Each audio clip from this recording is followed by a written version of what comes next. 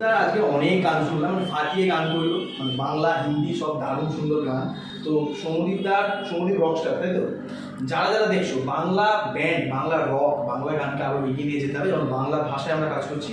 তো অবশ্যই দাদাকে সাপোর্ট করো, দারুণ গান গাইলো। এবং মানে আশা করি তোমাদের রেগুলার দর্শক তারাও নিশ্চয়ই জানো সৌমদীপ এখন গান গায়। তো এই আর কি, ফাঁসি দেবো অবশ্যই দাদা। সবচেয়ে বড় কথা হচ্ছে আমি আমাকে দাদা বলছে আমার ইচ্ছা এই লাগে, কিন্তু আমি তোমার খুব বড় আরে না। একজন ফ্যান। কিভাবে ফুটিয়ে তুলতে হয়, আমি ওর যে কটা কন্টেন্ট দেখেছি খুব অনেস্টলি বলতে পারি, খুব অনেস্টভাবে কন্টেন্টগুলোকে তৈরি করার চেষ্টা করে, যেটার এখন ইউটিউবের মার্কেটে প্রচুর জন আমরা বিভিন্ন রকম ব্লগ করি, ইভেন আলোচনা হচ্ছিল সেটা নিয়ে।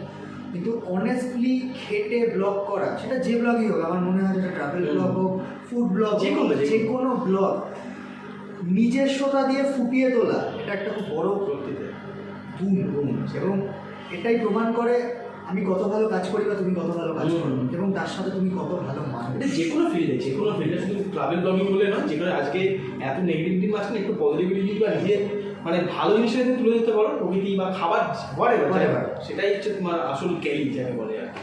মানুষের আমি খুব বড় না এখানে খুব দরকার, সবাই সবার পাশে থাকুন, একদম সাথে থাকুন।